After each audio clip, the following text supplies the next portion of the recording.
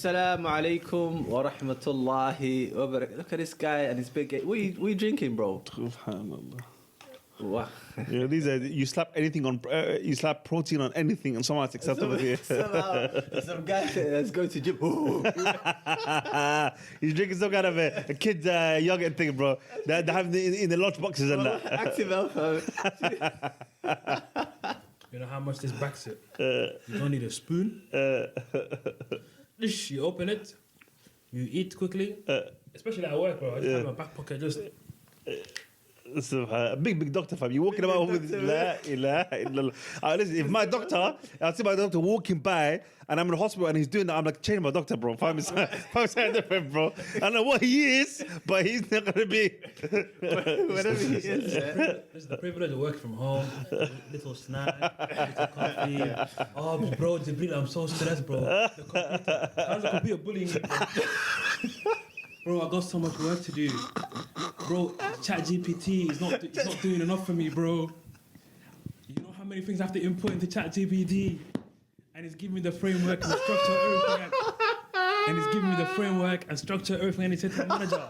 But bro, I'm so hungry. But I couldn't handle it, bro. I said, how is your computer screen bullying you? That's crazy. I am triggered, fam.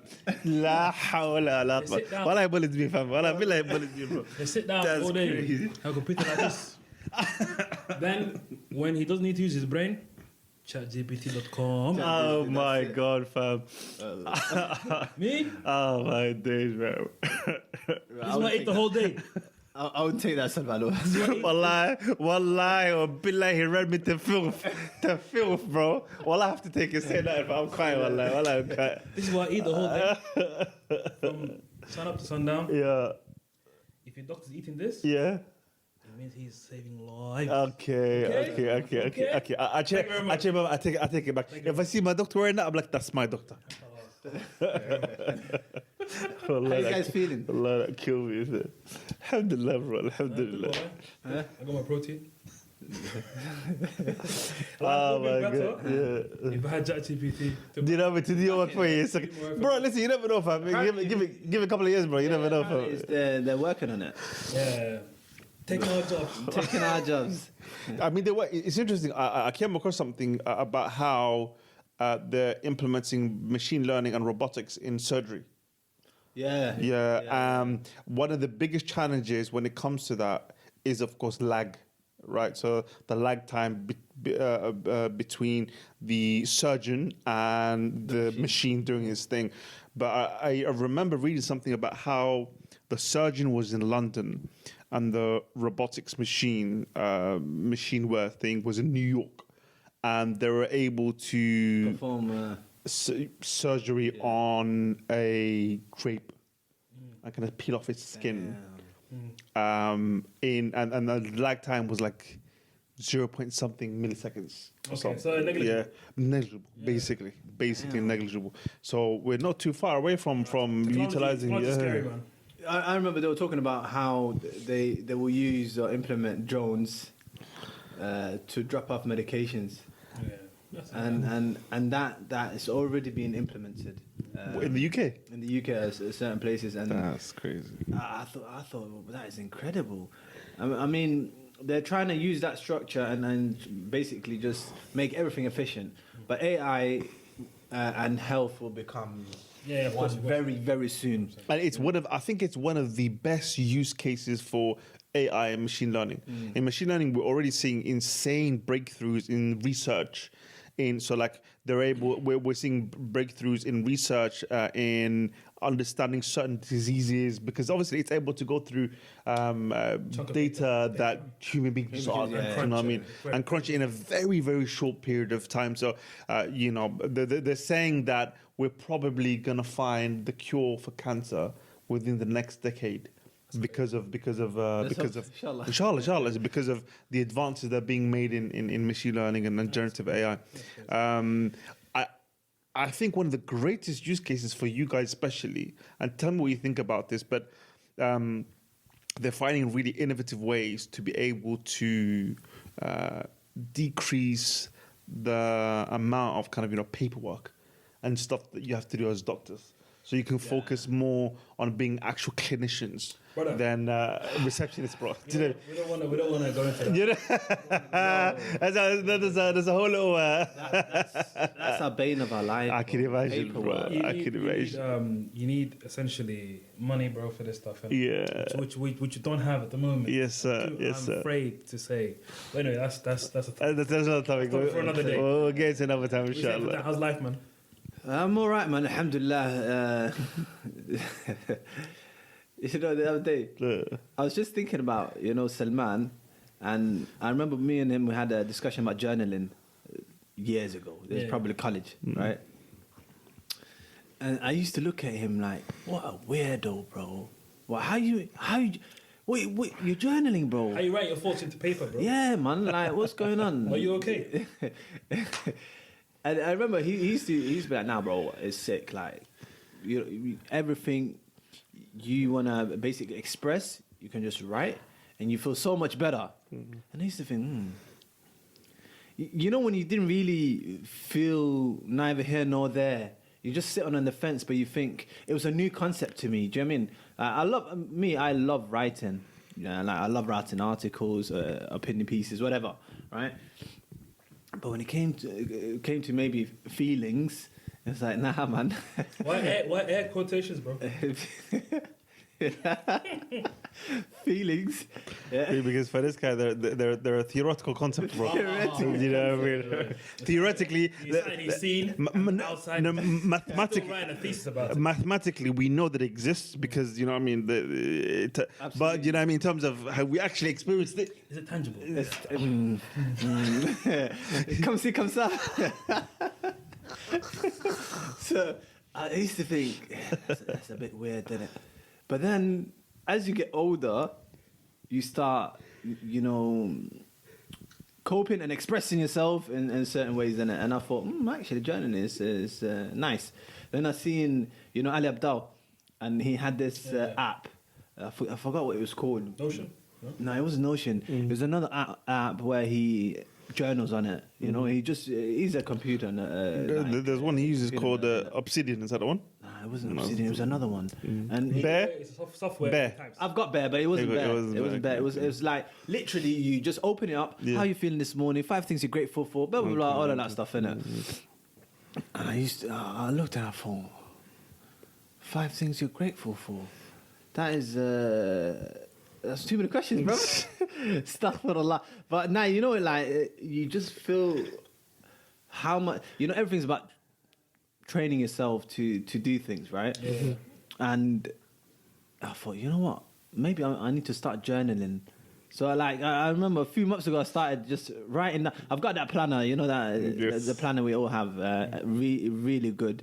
And it asks you a lot of questions. And you just answer it. I remember the first few times I used to answer it, I used to put useless answers on there, like, blah, blah, blah, this and that. No. But now I'm actually putting thought into it. And then I just looked at it and thought, yo, what? Since when am I becoming Salman? Subhanallah, wallahi. But then it took me back. Come on, listen, it's what I do, bro. It's what I do, bro. But it just took me back. It just took me back to this is years ago, right? And how, sometimes people won't understand what you're doing. Do you know what I mean? People sometimes do not understand what you're doing, and the only way they can process it or whatever is maybe to kind of make fun of it. Do you know what I mean? And it's interesting. I don't know if you guys remember the encounter we had at the cinema. With the young lad. Yeah, that young. How long is it now? I can't remember how long ago it was, bro. But it I stuck think with me. it was yeah. Post-COVID. No, I think it was during it's not COVID. that- Like towards the latter ends of Was it? COVID, but I think it wasn't COVID. 2020? No, it wasn't 2020. It was probably 2021. Yeah, something like that. Okay. It was 2021. Yeah. And let me just set the scene. So we're using these automated machines where you can just get your ticket from there, mind our business. Can't even remember what the movie was now, but irrelevant. But anyways, we thought, guys, let's just go to the cinema, watch a movie. And then this brother comes up to us. He's like, do you guys need any help? Black brother. And he was young. I would say. Well, what would you say his age was? 21, I remember. Yeah. Oh, it was 21. It was 21, yeah. Okay. Yeah. So he was 21. And he's like, "How you guys doing? Do you guys need help?" Blah blah. And then, anyways, we got our tickets, and he said, "Oh yeah, you know what? Like, what'd you guys do?" He's like, I love the way you guys are dressed. Like, what'd you guys do? Blah blah. All of that stuff. And then he's like, Salman, man. It's well looking. Salman looking dapper. Allah barik. You know what Salman. You already know it was Jibril. You already know it's a problem. He came up to him with his eyes. It's like he saw a Michael B. Jordan fam. You know what I mean? Wow, He's like, are you the guy in the movie itself? Are you? So he was like, "So what you guys do?" Blah blah. We had a little conversation. He was like, "Guys, I've got a question for you. Like, please, if you can answer it, right?" And we're thinking, "Okay, yeah, that's fine." He was then like, "So, like, he's like, my friendship group, all they do is girls, parties, and me." He was there like, "Me, I'm more of a homebody. I do things on the side, and the stuff I do." And he was like, I'm more creative, you know. He was like, I like to make things and just innovate and you know make content, whatever. So he was like, "Listen," and I don't. He was like, "Yeah, here and there, I've spoken to girls and dated him, but not much." But he was there like, everyone else is literally just dating girls and having fun. And all they're doing now is just taking a piss out of me, and it like literally just teasing. Yeah, they're making fun of him because he's not on their wave. Do you know what I mean? Yeah. So he was there like, you know, essentially he was just asking for advice, and that took me back because I thought, like, we're strangers. And what gave you the invitation or confidence to just ask that type of question? Do you know what I mean? And I remember Salman told him a few. What did he say to him? Do you know what, bro? Like I just on what you said, I was really taken aback. Yeah. By his confidence. Do you know what I mean? 100%, 100%. And approach us and ask us such a vulnerable question. Yeah. You know what I mean? But it was interesting because as much as there was a lot of self-confidence, there was a lot of kind of inherent in his question. There was a lot of an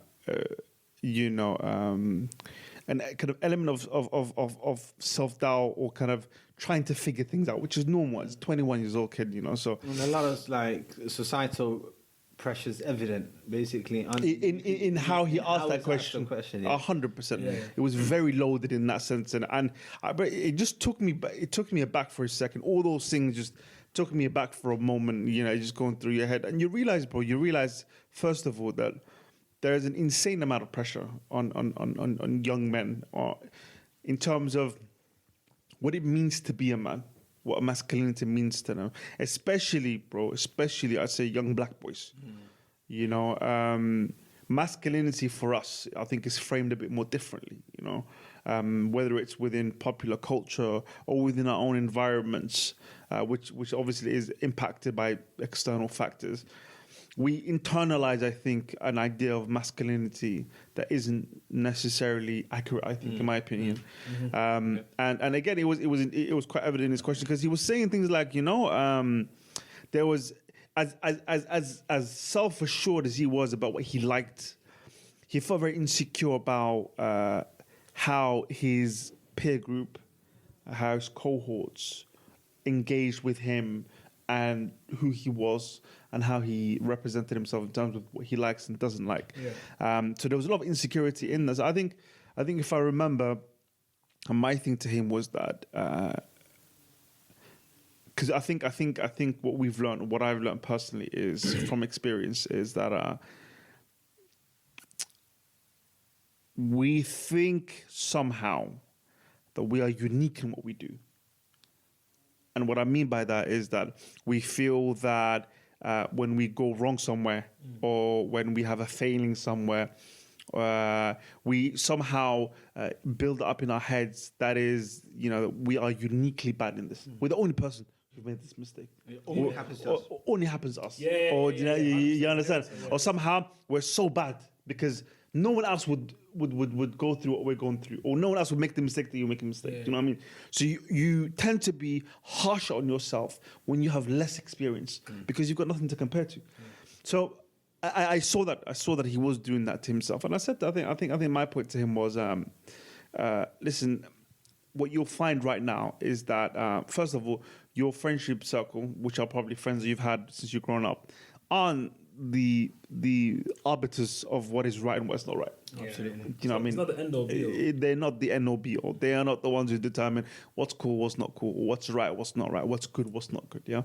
Second of all, you will find other friends as you grow up, as you go outside of your comfort zone. You know, whether it's people in your area, whether people from your school, as you push outside these boundaries that you've placed on yourself, you will come across people who align with you in terms of your passions, in terms of the things that you care about, the things that you love. And you find more often than not that there are a lot of people who align with you in what you like and what you don't like. Absolutely. You know, because for him, the people around him, you know, the majority of their socializing was, you know, drinking, going out, all the discourse was around girls and that, you know. And I was like, listen, what you'll find, bro, is there's a lot of people who are not really into that. Do you know what I mean? To a lesser extent, basically. To a way less extent, you know. Yeah.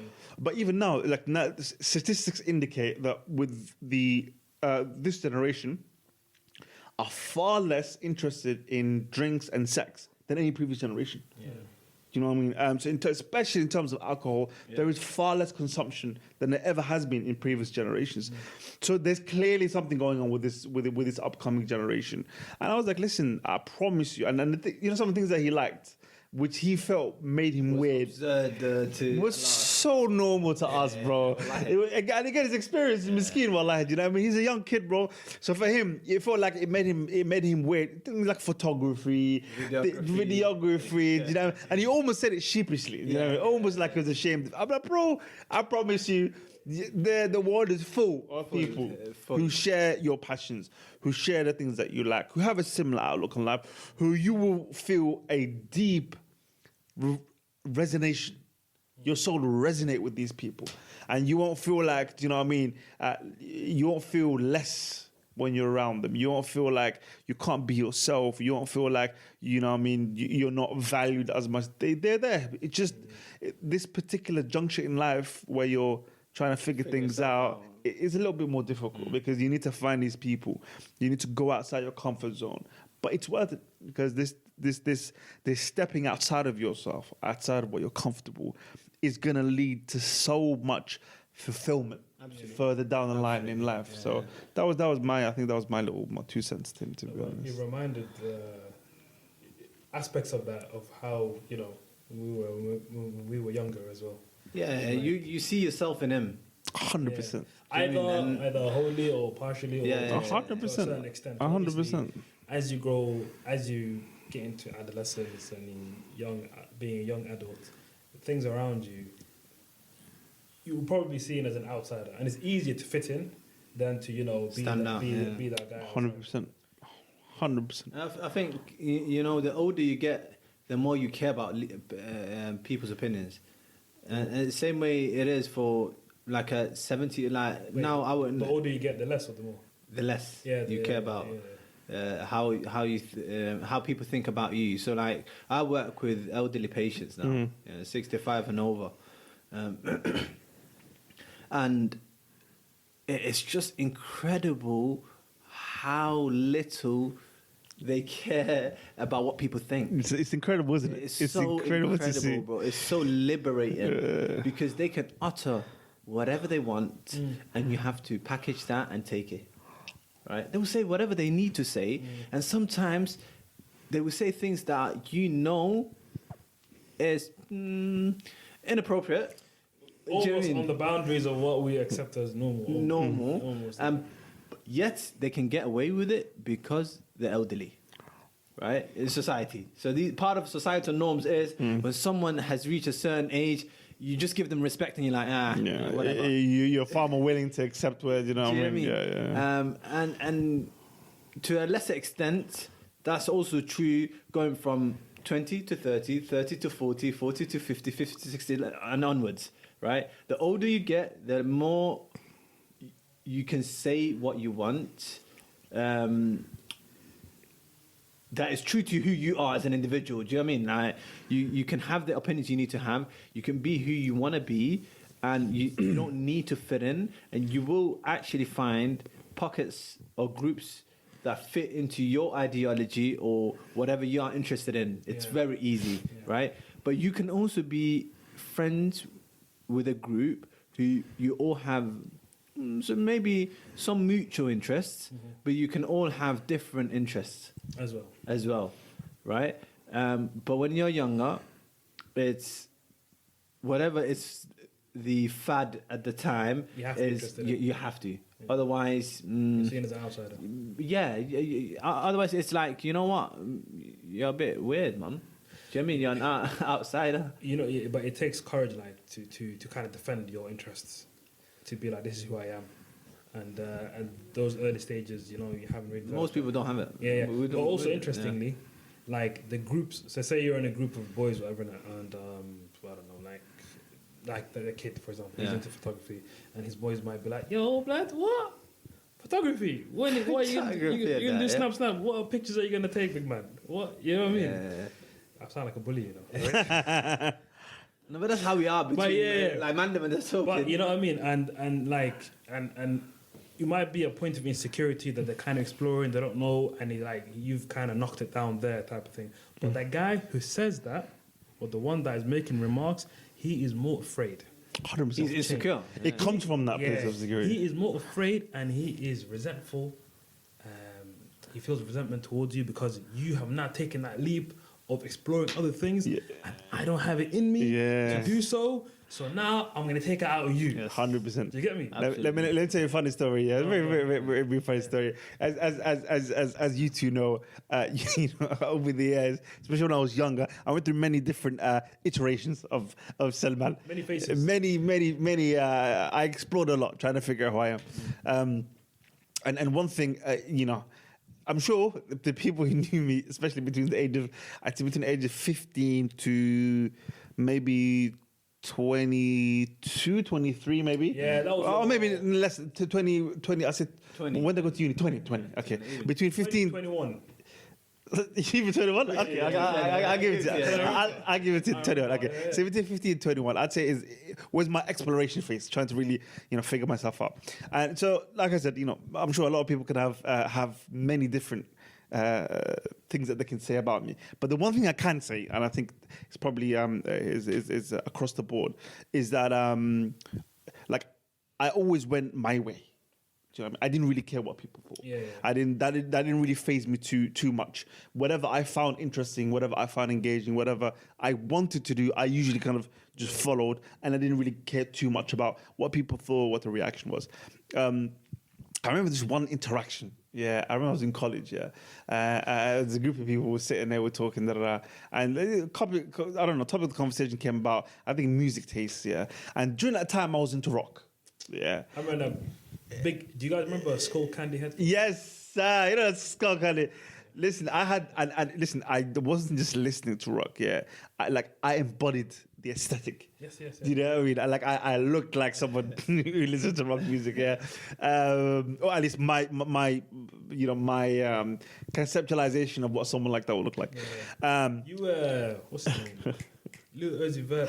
Before he, come on, bro. Without the whole demonic stuff. So we, in that group setting, imagine a group of young black guys. You're telling them, you listen to rock. You can imagine what the reaction was. What's wrong with you? A lot of that. But I didn't really care, bro. I'm looking, I like it, I enjoy it. I know, I was even like, listen. Everyone was like, do you know what I mean? I remember, bro. Maybe like a day or two later, one of the most roadman guys, he wasn't in that group at that setting, but information as it does carries, and kids are bored at that age. So one of those roadman guys, bro, came up to me and we were just talking. He's like, oh yeah, how'd you listen to that stuff? I'm like, yeah, I listen to rock. He's like, oh, you're weird. I'm like, that's what I like. So we're talking for a minute, and then towards the latter end of the conversation, he was like, bro, just obviously, don't tell anyone in it, but actually, I kind of I kind of like other kind of music as well. I'm like, yeah, that's cool, man. What are you into? He's like, oh, have you ever heard of Christina Perri? And I'd never heard of her. And I'm like, no, I don't know. He's like, oh, no, have you heard of a song called Jar of Hearts? I'm like, that's Jar of Hearts. brother. For those of you that know that song, that is probably the most like it's not really rock. It might be soft rock. I don't know what it is, but it's very. Okay, the best way to describe it is you would expect like a really raw guy to listen to that kind of music. Man with tech fleece. You know what, bro? Like, I've added that from top to bottom. So he's telling me, do you know what I mean? I don't know this artist and I don't know the song. So he's like, he was like really excited about it. He's like, you want to hear it? I can plug it. Yeah. I'm like, okay, cool. Yeah, I'm like, to your Walkman with underscores and you know what? I'm like, cool, yeah, sure. I'm listening to it. Like it's decent, but it's not my cup of tea. It's not really what I listen to. And so I was like, but like even at that age, I couldn't have been more than 18, bro. Even at that age, like I recognize this exchange and I recognize that he felt like this is something that was personal to him, that he might have felt a certain way about, and that he was excited to finally share with someone. Yeah. And he was trying to find some kind of recognition or some kind of, you know what I mean? So I'm there, brother, I'm there, above my head like, oh, this is crazy, bro. I'm like, bro, this is so good. I don't really like it, but I'm like, this is so good, bro. And you can tell about like he's a bit chuffed in that. He's a little bit happy and he's like, and he had to reiterate. And he's like, bro, obviously, like, you're not a 10. I'm like, don't worry, bro. Your secret's safe with me, bro. Don't worry.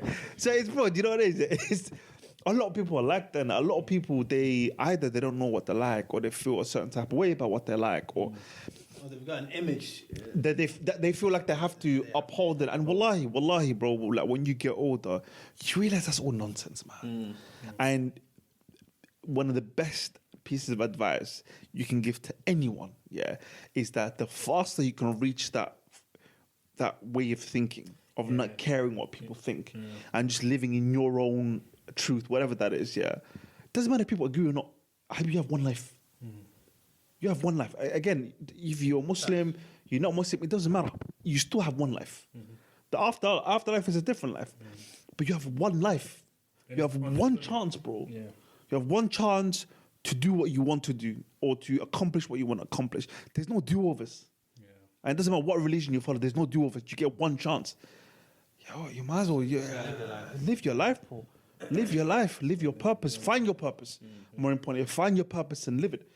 Because wallahi, the amount, because I like to watch these the people who ask people the street interviews where I ask them about what are your regrets. And when they spoke to people 40 plus, the majority of them, bro, they all said something similar to you know, I wish I didn't care too much about what sort of people thought about this. I wish on the career side, I wish I went and did that career that I really cared about. I wish that thing that I really liked, I did it early on and I didn't care. And the key theme behind all of it was that they weren't true to who they were because they were scared or because they felt like community or they felt that society or any of that nonsense. So, bro, it's what you want to do versus what's expected of you. Do you know what I mean? Why do you need to wait until you're 60, 70 to finally be honest? But you have to break out of that, though. But what's harder? To break out of that or to be on your deathbed regretting your whole life? But people don't see that far ahead. But I promise you, first of all, you know, no one's guaranteed 60 years. Yeah. Okay, no one's guaranteed 6 years. And one thing I realized, is that whether they're your friends or your family, people will always have ideas, or the community, people will always have ideas of what you should do. Whether it's your career, whether it's your personal life, whatever it is, people have ideas, okay? Now, if we're going to be charitable, let's go under the presumption that they're doing it because they love you and they care for you and they want the best for you, okay? But that's from their lens, That's from their perspective. And whilst they might know you to a certain degree, really and truly only you know what's best for you. Absolutely. So you should all the time. If you live your life 100% on the basis of other people's advice, other people's opinion, other people's suggestions, there's going to come a point where you're going to have done something that you're not happy with. Absolutely. I promise you, no one is going to take responsibility for your actions. Absolutely. because they can't. They will say they've advised you, but you didn't need to take the advice. They didn't force you. No. What? They didn't force you. They can't force you. You know, the best example is obviously taking it from a different spin. Like the shaitan always gives waswasa, always whispers in your ear and makes you do things that you know what I mean. It's not pleased with Allah subhanahu wa ta'ala.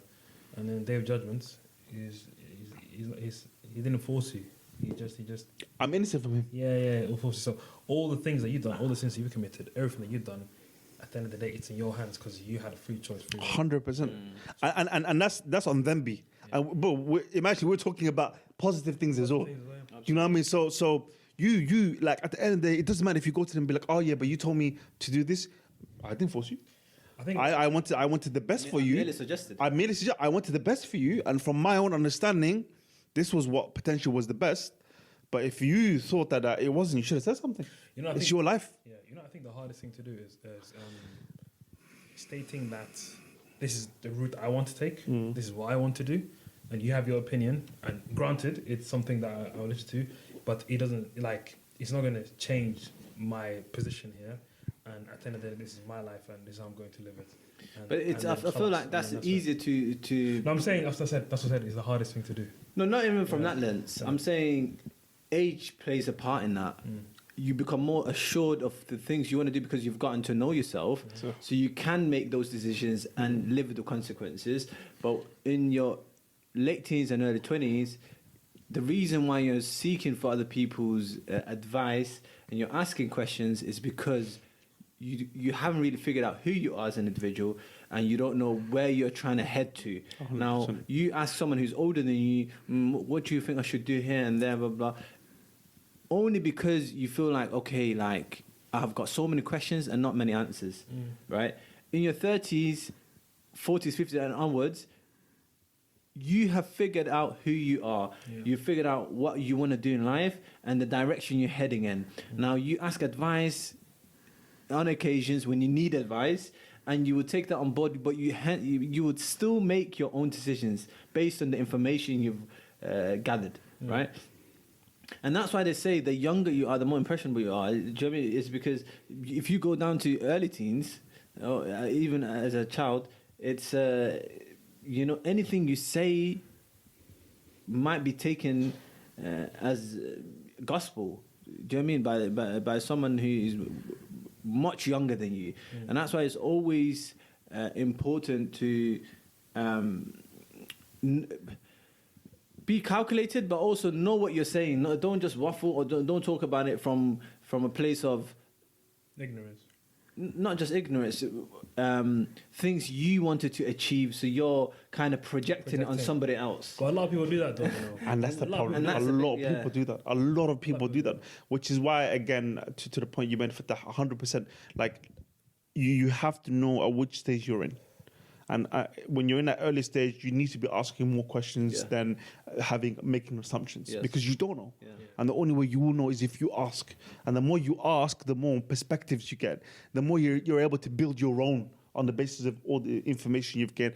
But it's also why you need to be selective about where you get your advice from. Absolutely. You need to be selective. And that can be difficult for someone who doesn't have a lot of experience. You know what I mean? Because anyone can make anything sound good, especially if you know what you're talking about. Yeah. But you don't know, that kid or the impressionable person doesn't really know if this information is good for them or not.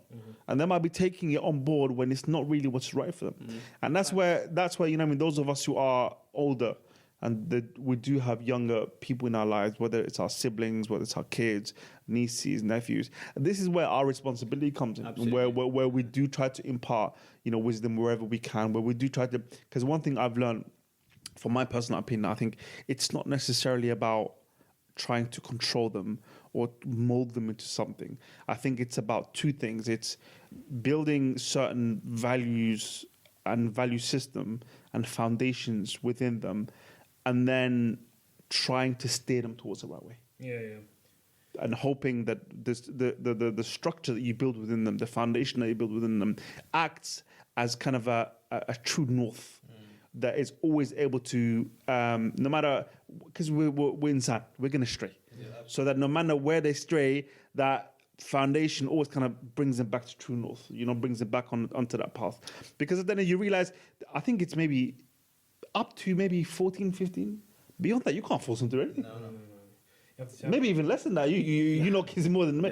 There's only a certain period of time where your word is law, where it's about really guiding them on really having a hold on it. But after a very short period of time, you can't control them. Become a politician, man. Do you know what I mean? Yeah. It's not about controlling them.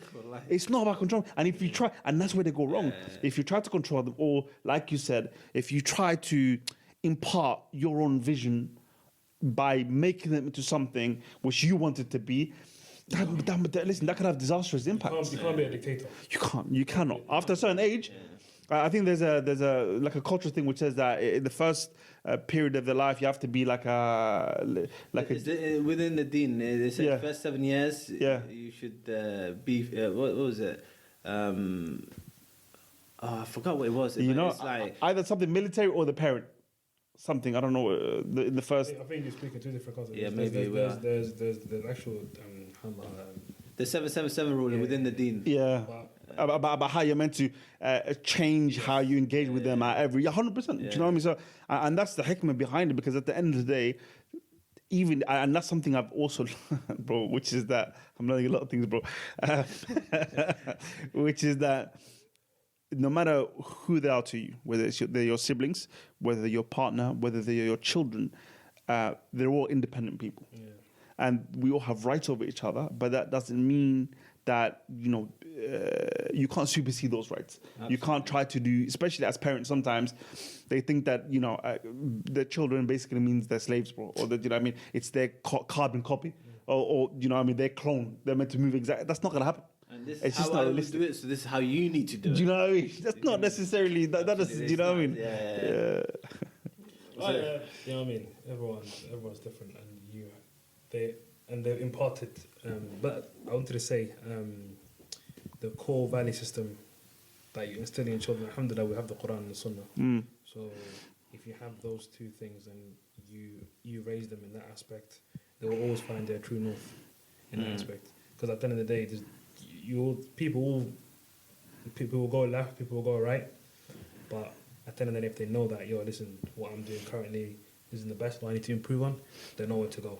Do you get it? So I think Quran and Sunnah should be what you use to kind of build a foundation. Yeah. But I feel like how you do that makes a bigger difference than just the Quran and Sunnah. 100%. You can teach somebody the Quran and Sunnah and what's right from wrong. How you do it will make the person. 100%. And I've seen so many people who know the deen way more than us. But because it was beaten into them, I mean, yes, it's the Quran and Sunnah, but there's hikmah. Do you know what I mean? There's a way to do it, and like we said, dictatorship doesn't work. It really doesn't. There has to be hubb, there has to be love, and you have to live by it.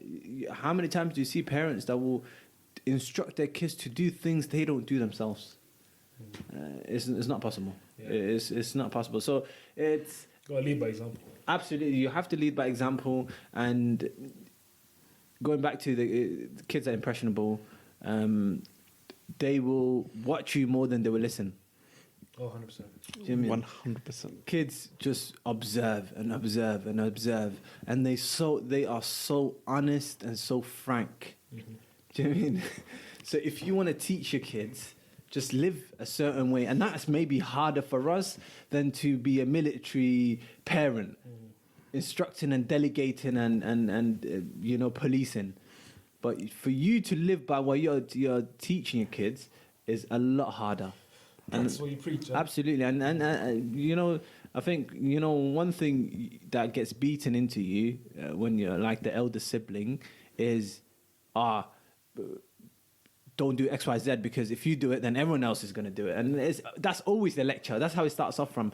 Like, it starts off from, you need to set an example. So, like, bro, till today, I can't come home past a certain hour unless you're coming from a different city or there's a legitimate reason. But just coming in because you're an adult now, but nah, man. When you have your own house, You do what you want, bro. you do what you want. Yeah. But in this house, Yeah. I have rules. Yeah. Do you know what I mean? And you follow these rules. Otherwise, you're setting a bad example to the other ones. 100%. If I let you slide, Yeah. then the others are gonna follow you. It doesn't matter how old you are. Politics. Do you know what I mean? Now, when you and your parents, especially when you're like the eldest, when you're sitting down, you're having adult conversations and you're making plans for the family, Yeah. and they consulting you and confiding you in things some of your other siblings will never know about. They're so oblivious to it, right? But sometimes, if you're one of the elder ones in your family, sometimes you forget that they are the parent and you're the child. Yeah. Because you're an adult, you go to work, you're making your own money, blah blah, and then every so often you get rechecked. You know what I mean? You get 100%. You remember? Okay. I'm here. You're here. All right, cool. I'm getting a lecture now. Yeah. I got a little bit gas. Let me come back to my little corner. Do you know what I mean? When you do get these lectures, you're shocked. You know, because you forget, bro. You forget. I thought we homies, man. I thought we were. Did I mean equals? I thought we built a good relationship. Do you know what I mean? We're cool right now, you know what I mean? I thought I could do whatever I wanted. No, all right, cool. And you sit down, you're like, all right, cool. This is where you belong. Cool. Okay, I no problem. got a lecture the other day from one of the uncles. I was with my dad. We were doing a few errands, whatever. And this uncle sees us. He says, oh, Salman and Jibril. So he must have not seen me for 4, 5, 6 years. So he says, oh, Salman, how you been? Are you all right? You're good, blah, blah. And then he was like, right. He was like, okay, listen. Look at how many kids, Alam Badik, your dad's had and your mum, right? He was there like, okay, all the kids, you're all mid to late 20s to 30s, whatever. So take each individual. He was like, how many kids are over 20, right? And I was like, let's say 4. He was like, okay, so he's like, let's say each one, 4 of you, 25. Let's average it out. Is that like, how many years is that together? 100 years. I was like, yeah, 100 years. Okay. So your parents have spent 100 years on you guys, right? I was like, okay.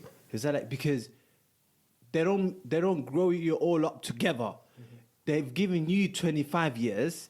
They've given your sibling 25 years. They've given your other sibling 25 and 25. That's 100 years of work, effort, thinking about you every night. And I thought, yeah. He was then like, the only advice I can give you, whilst your parents are still alive, anything they want in this dunya, give it to them. Because even from today till the day they die, you don't know when they're going to die. So let's say they live another 25 years now, okay? If you do everything they tell you to do for the next 25 years, you're not able to repay them, right? He was like, please, the only thing I'll tell you is don't become that person on your parents' grave crying and saying, one more day, I wish I had one more day to make it up to them and do this for them or do that for them. Do you know what I mean? He was like, please. Because we forget as humans how limited time is and how people left, right, center are dying. Death has no age. Do you know what I mean? Death has no age. And you realize we're talking about being in college years ago. Time has flown, or like time is flying like this. As quickly as time is flying for us, our parents are getting older. Do you know what I mean? So all our days are numbered, but I know it's taking a deep turn, but that lecture, it stuck with me because I was thinking about it this whole week. He told me this maybe 4 days ago, and he was like, listen, please, he was like, save your tears. Yeah. Don't be that person on your parents' grave crying, saying, I wish I had a bit more time to do everything I needed to do with them. And he said, like, you could be a fantastic child. Yeah? All it might be is you're not spending enough time with them. So, Do you know what I mean? It might not be nothing to you. It might be, I wish I spent more time with them. Nothing like anything they said to you to do, you did. Do you know what I mean? Just don't regret your actions. Yeah, so it's like, be conscious, be present. And I think it's so scary because since I came back from Umrah, I feel like I've been on cruise control. I don't know if I've been present, I'll be honest with you. Yeah. I've just been on cruise control, just going work, coming back home, going gym, coming back, going football, coming back, recording whenever we need to record. Have I really been present? I don't know. Do you know what I mean? I would like to be present, but I don't feel... honestly, when I look at it now, I feel like I've been on cruise control. And if I've been on cruise control, I don't think I've been present. Do you know what I mean? Like, days are going by quick. We came back... late April, it's July. Bro, it's July, man. And I remember the other day we were talking about it's 2023. We've got so many plans we need to do. We've got so many things we need to do for Scope. And after the first quarter, we're talking about, you know, during the summer, we need to do X, Y, Z. We're in the middle of the summer. In another 6 to 8 weeks, yeah, summer's done. Time flies when that's what happens. Time flies, man. So it just puts things into perspective. You know what I mean? Like sometimes we just need to be more present, and there's no barakah in time in this city, this country, in the West. That's one of the things. Maybe going to a place where time slows down.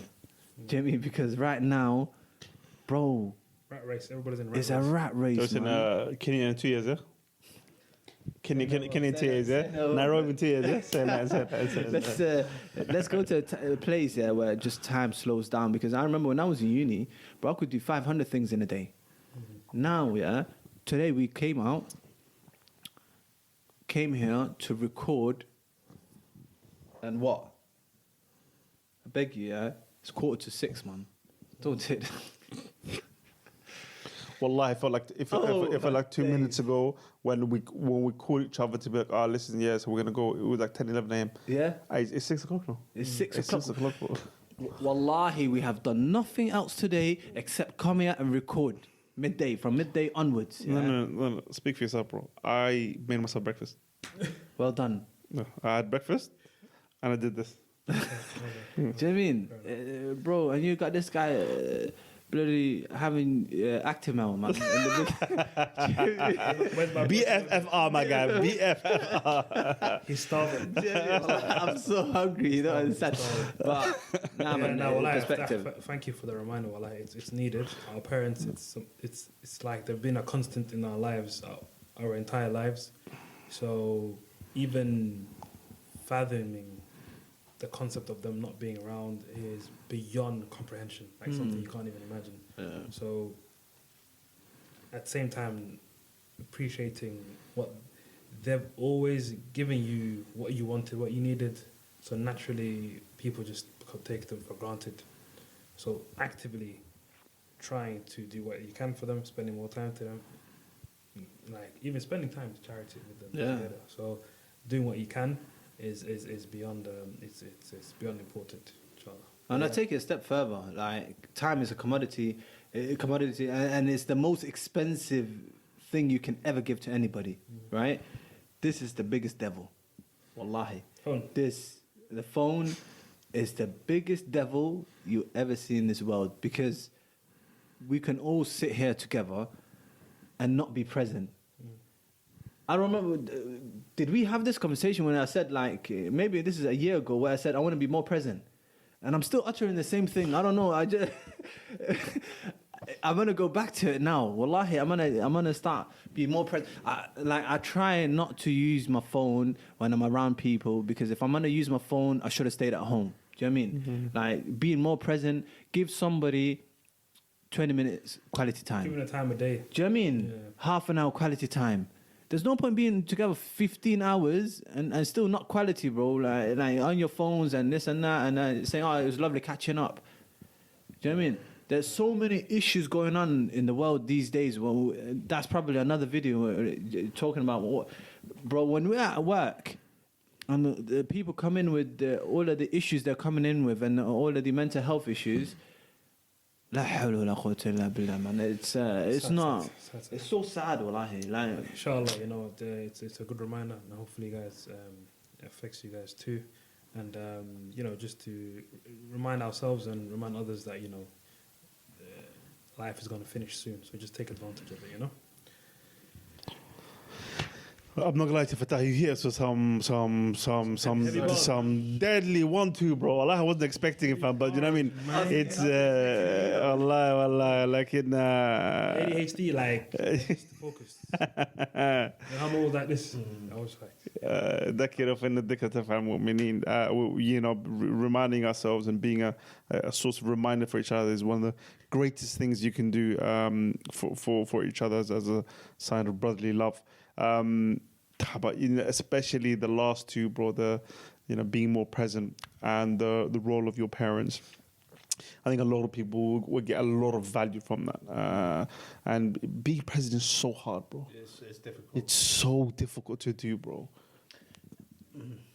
it's like so many gadgets are engineered to take your mind away. your mind away from everything. Yeah. And I think we do you know what I mean? I think we take it a bit too lightly sometimes, especially, I don't know if you guys have seen that Netflix show, Social Dilemma. Yeah. And you'd realize, bro, that some of the most powerful organizations that this world has ever seen in terms of capital, in terms of reach, in terms of have spent an untold amount of money and have brought together some of the world's best minds in behavioral psychology, in advertising, in marketing, in from military signals intelligence across the world, and have spent insane amounts of money on how to capture your attention and how to keep it. Yep. You said time is the most expensive commodity, and then that is directly tied into your attention. Yeah. So Where you spend 100%. So I mean, don't think it's like these apps or these gadgets or whatever they've been created with purpose. Absolutely. And they've spent money, serious money, to be able to keep you away from what you need to do and just focus on that. So, I mean, which is why, bro, when I say it's really hard, I'm also trying to give us some grace, because you're fighting against.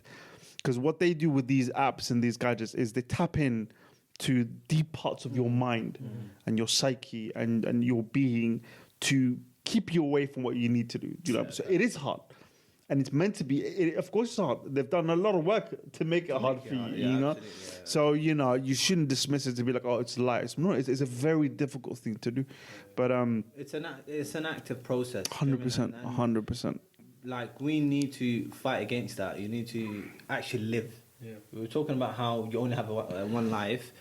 Like, we actually need to live rather than just be alive. Rather than existing, bro. I think that's what most people, they just Yeah, exist, bro. exist. You need to have khushu' in your lives. Remember the talk we went to yesterday? 100%. Like, yesterday we went to a talk where it was literally... Oh, subhanAllah, you want to talk? khushu'. Yeah, I went You to- want to Islamic talk? Okay. Subhanallah. Subhanallah. Allah forgive us all. Oh, Allah, may Allah forgive You see, إن بعد الظن إثم. what did I make? What dhan did I make? I asked you, did you go to a talk? But like in subhanallah, mashallah, you go and talk, but you don't remind other people to come to talk. Like in khair, inshallah. Don't worry, Salman. There's a weekly series. Oh, there is. Okay. So now you tell me, yeah? Okay, inshallah. No, I'm there. I'm there. You said weekly. Do they have online? Oh, they got stream, so you can stream as well, yeah. But you know what? We in the masjid. The physical- Allahu Akbar. Of course. Inshallah, So weekly, yeah. Weekly, yeah? Allah will give us the strength. I love it. Guys, what this has been, what an incredible session. Yeah. What incredible session. Mostly, of course, due to, I'm not going to do that. I'm not going to bring negativity to what's been an incredibly positive experience. Absolutely. We have all equally participated and engaged in what has been a very spiritually and emotionally fulfilling conversation. That works? That works. That works, yeah? That works, yeah? And on that very positive note, thank you guys for watching as per usual. Please do comment, like, and subscribe. Check out our TikTok, our Instagram, our Twitter, Our threads, we're on threads now, bro. I feel you can't chat to me. Don't call me a millennial. I'm a Gen Z now. I'm on threads, You know bro. what? Salman has spearheaded the social media aspect of the world. You know what I mean? You know what I mean? Threads and that. Come on, threads, bro. So we're everywhere. Please do engage with us. If you have questions, if you want to ask us to speak about certain topics, or you've got questions that you want to put in, please do. We're going to be engaging far more frequently, inshallah, to ask you guys your opinions and everything. So do engage us wherever you most would like to do so. And excuse me, alhamdulillah. And yeah, so on until the next one, inshallah. Assalamu alaikum.